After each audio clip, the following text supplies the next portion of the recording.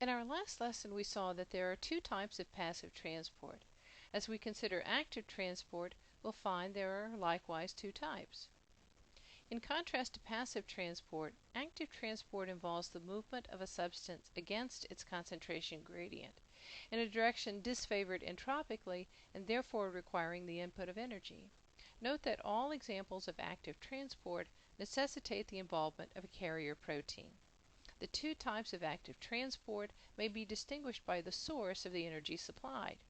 In primary active transport, direct hydrolysis of ATP meets the energy requirement. An excellent example of this is the sodium-potassium ion pump. Let's see how this system functions to establish a gradient for both sodium and potassium.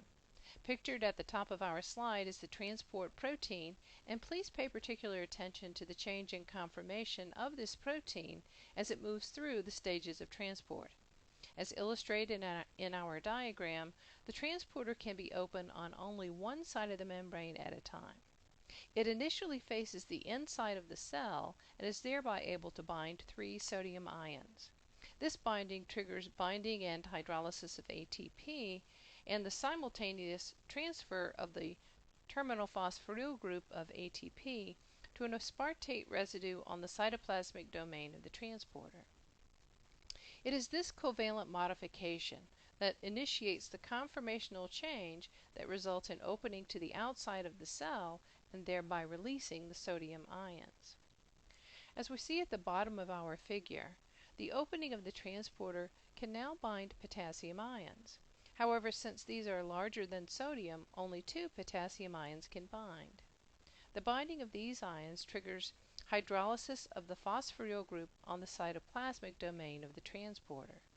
This results in a conformational change in the transporter so that it rocks to the inside and returns to its original position, thereby releasing the potassium ions.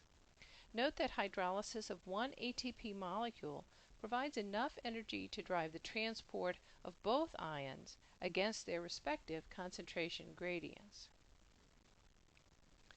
The other type of non-spontaneous transport is secondary active transport.